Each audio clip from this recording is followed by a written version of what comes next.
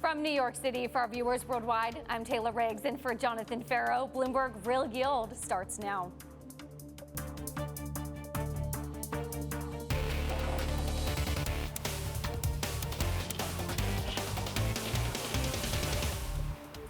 Coming up, a hawkish pivot at the Fed, laying the groundwork for rate hikes in the new year, all as the Bank of England delivers a policy surprise, unexpectedly raising the benchmark rate.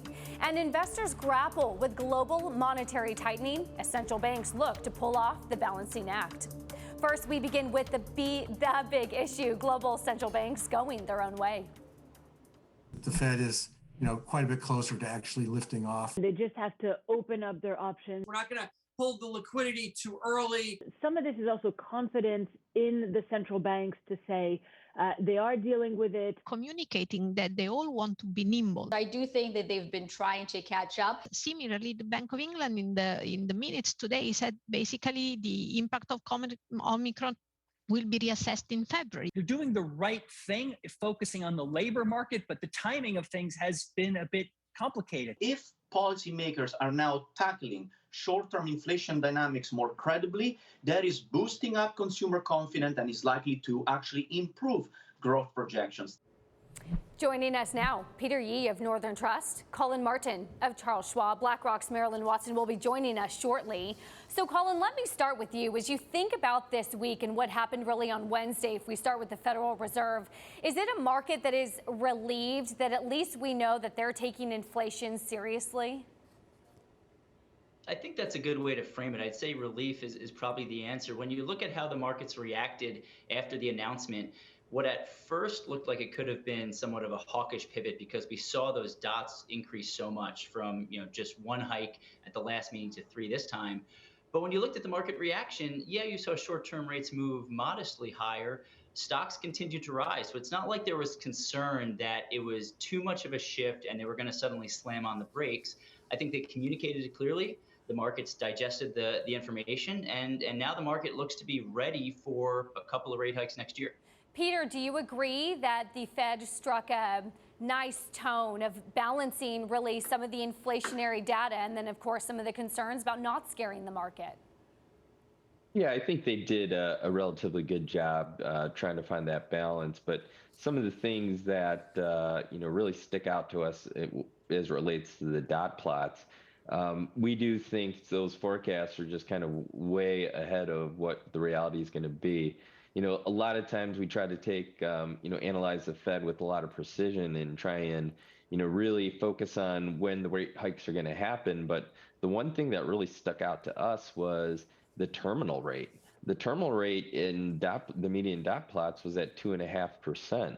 And we think that's just way too aggressive, just given the uncertainties in the market. Having 3 rate hikes next year as well as in 23 seems way too aggressive. And sometimes, we have to take a step back and think about the longer term view here and what this hiking cycle is going to look like. And quite frankly, we think the 2.5, especially as you look at the 10-year Treasury note yields, it just looks way too aggressive. And I think the 10-year is saying, if the Fed is this aggressive in tightening, then that's going to have a little bit of an impact on the growth outlook. And of course, while we're speaking, we are hearing from Waller saying that the baseline outlook is still for inflation to moderate. Inflation alarmingly high, persistent, and has broadened, saying that, of course, Omicron variant does pose a big uncertainty to the outlook, but that the U.S. economy is closing in on maximum employment. So really highlighting, of course, that balancing act. Marilyn, it's great to have you in here, particularly with your global perspective as well. And we talk about that balancing of the risks, and yet central banks really going their own way. Was it a BOE and that hawkish surprise relative and on the backdrop of an ECB that continues to stay low and steady that caught your attention this week? Yes, I think to a certain extent, basically all of the central banks gave themselves just a little bit more optionality for next year.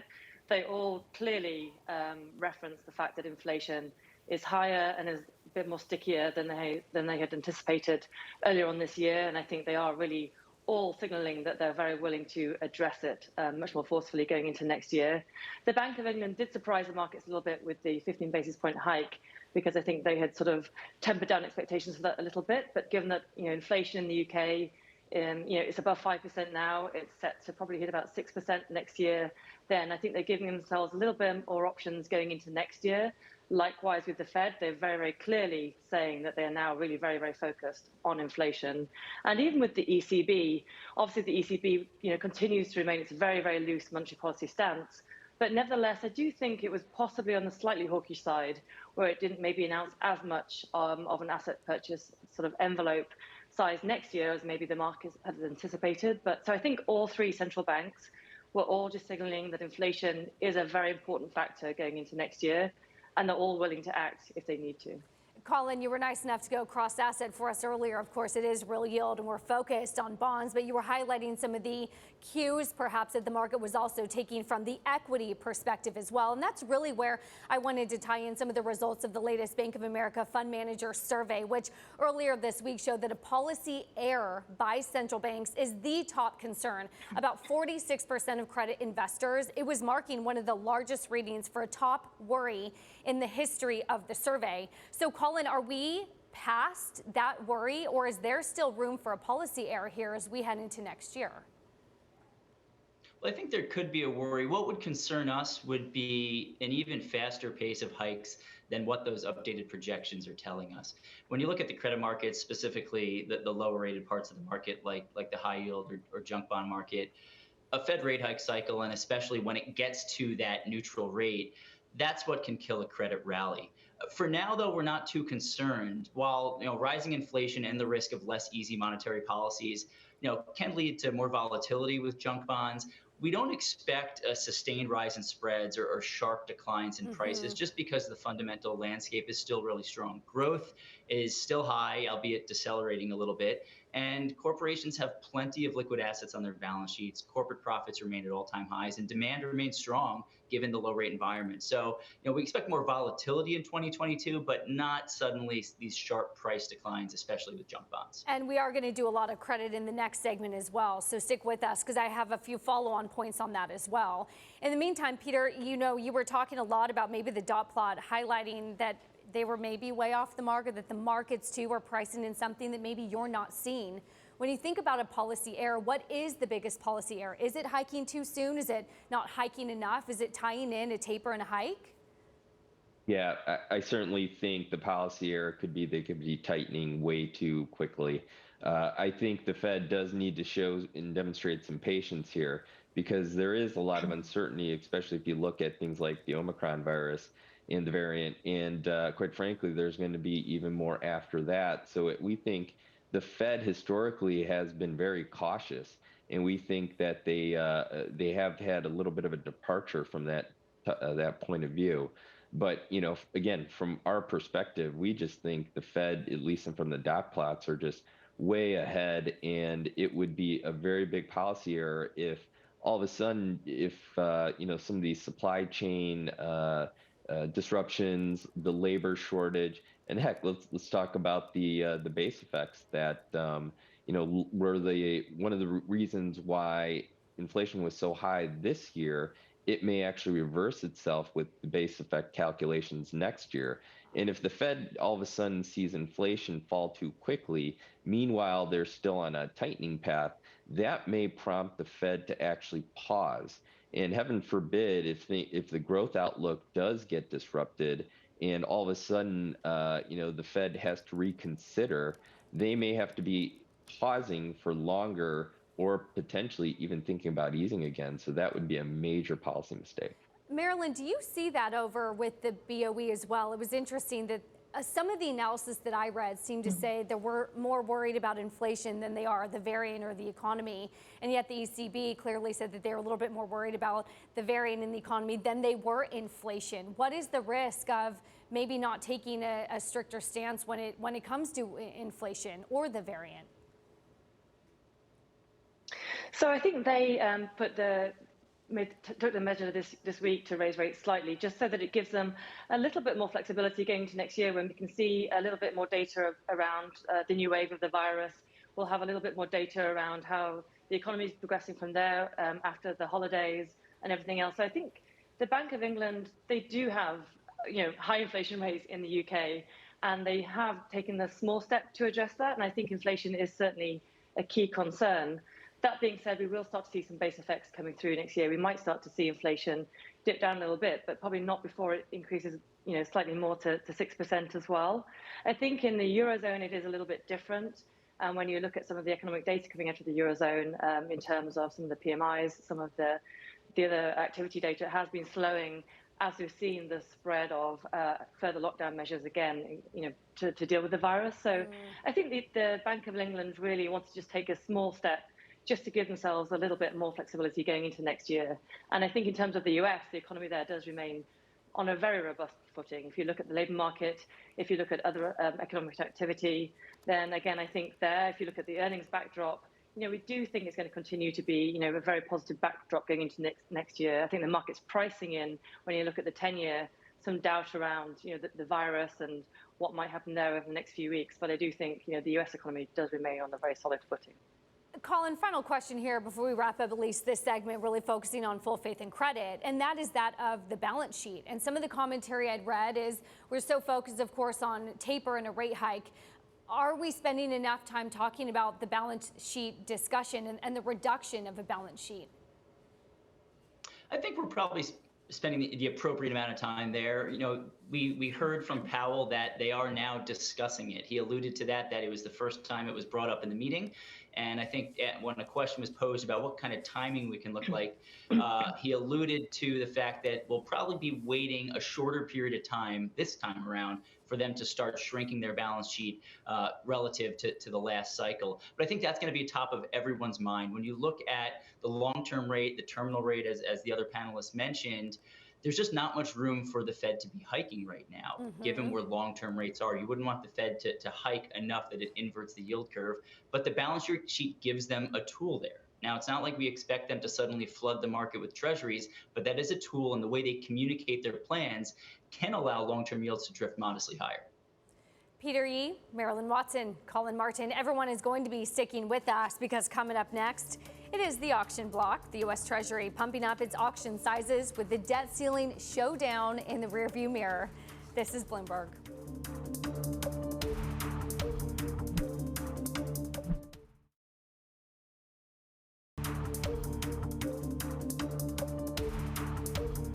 I'm Taylor Riggs, and this is Bloomberg Real Yield. Time now for the auction block, where the typical year-end lull for U.S. corporate markets, well, it has arrived. There were no investment-grade sales this week, and this comes 1 week after sales topped about $38 billion in monthly issuance, sits at nearly $62 billion. That number for December tops the previous record, which it broke in the first 2 weeks of the month.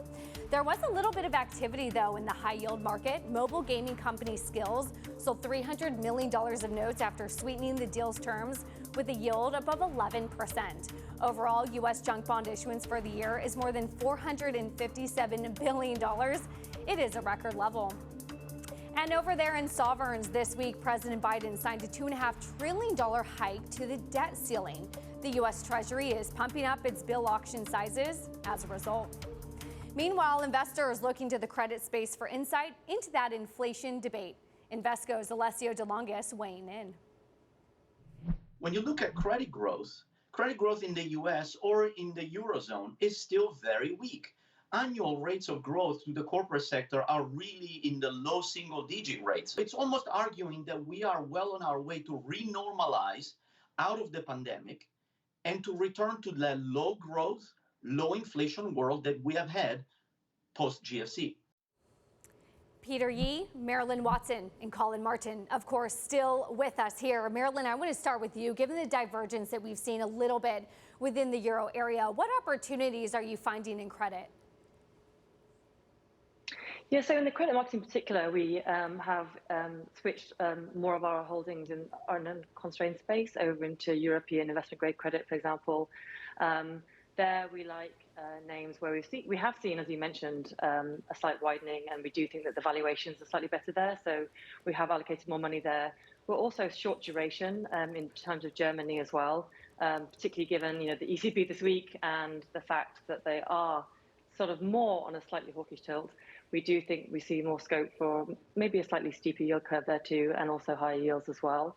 And then we're also short duration in the UK as well. But in the credit market overall, we do see better valuations in the Eurozone given their performance, given valuations, and particularly versus US credit as well. And I want to talk about high yield a little bit. It was interesting. Bradley Rogoff of Barclays is seeing a little bit more choppy credit markets ahead. He wrote earlier this week, we expect the trend of higher volatility to carry through the holiday season and into the new year. And Collin, is the biggest sort of risk to high yield right now some of the volatility? We do think it's going to be more volatility as opposed to a sustained drop in prices. But what makes us a bit concerned is just the ongoing supply chain bottlenecks. Now, I'm optimistic that those can improve in the new year, but now with the new COVID variant and more restrictions overseas, that continues to be a risk. When you look at a lot of the lowest rated companies, the junkiest of the junk, they have those ratings for a reason. They have volatile cash flows. They have weak balance sheets. They might not be able to withstand really anything that throws a wrench in their business model. So that continues to make us a little bit concerned there. One area of opportunity, though, that we see, especially with our clients at Schwab, is preferred securities. When you look across the credit markets, we've seen a reversal from the post-Thanksgiving spread surge, and a lot of spreads and prices are kind of back to where they were just a few weeks ago, but not so much in the preferred market. Preferred prices have fallen pretty sharply, and they really haven't rebounded. So we think it offers a relatively attractive entry point for investors who are looking for those higher income payments today in a world when yields are still so low.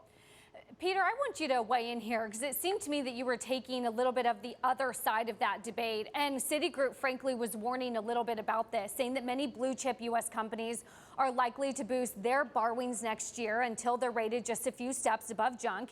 And then the risk to the market may that they will not be fully prepared for, well, for 4 years running, the worst performing major issuer in excess return terms has been a company that began the year with at least one single A rating, hailing from sectors as diverse as utilities, aerospace, energy, and technology. So is there going to be sort of this wave of downgrades and this wave of issuance that pressures, I guess, maybe some of these ratings, or is high yield in still really good shape?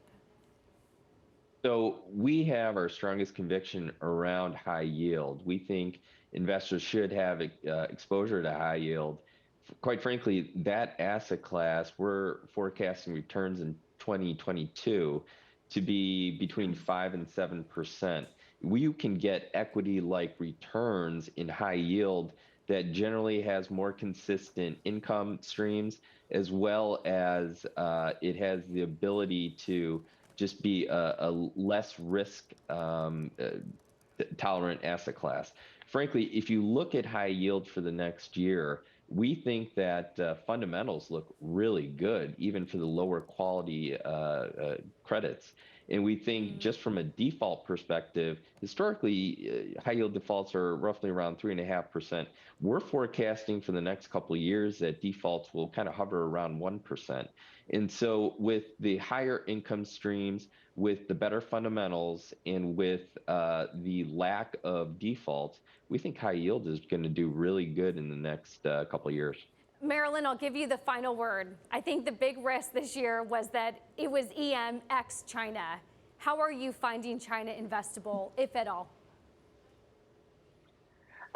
So we do have allocations in China, and it's very important to assess it on a bottom-up fundamental level. But given the size of China in the bond market space, given its importance in terms of a driver of global growth as well, it drives about 25% of global growth, then China is an incredibly important market, and it's something that we're constantly keeping an eye on.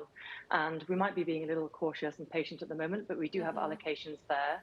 But as I say, it's very important to understand on a fundamental level what we're buying and the liquidity and the impact that it could have in a balanced portfolio. Peter Yee, Marilyn Watson, Collin Martin. Everyone is going to be sticking with us because still coming up ahead, it is going to be the final spread. Pushing forward to the week ahead, we're featuring U.S. GDP data all in that holiday shortened trading week. That conversation is next. This is Bloomberg.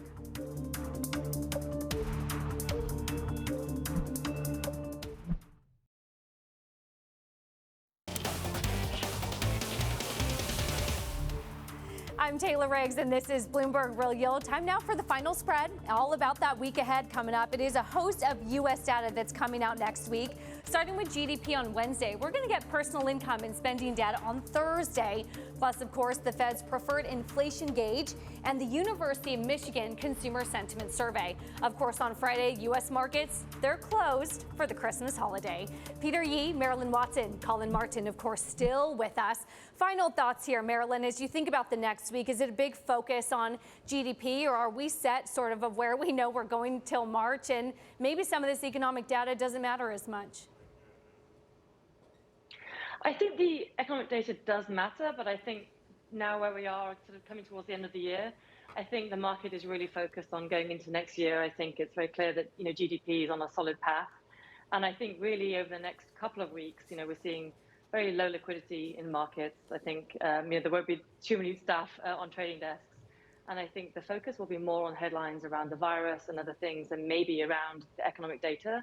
I think coming into next year, as we come back in January, then again, there'll be a very, very high focus on the data, as I do think the Fed will, be more data dependent when we start to look at when they may start to raise rates. So I think going into next week, the data is very important, but I think the market may not be so focused on it. Peter, do you agree? GDP, we just have about 30 seconds. I do agree. I think the market is really looking to 2022. It's going to be pretty quiet with thin staffing for the next couple of weeks, so we're not expecting all that much, even though the data is important. Collin, rapid fire. 2 or 3 rate hikes next year? I'll go with 2. Peter? 1. Marilyn? 2. Okay. I guess we're going to have to leave it there. I always wish we had more time for Real Yield. Really appreciate it. As always, Peter Yee, Marilyn Watson, and Collin Martin. A divergence of rate hikes next year as we eagerly await more guidance from that dot plot. From New York, that does it for us. This was Bloomberg Real Yield, and you're watching Bloomberg.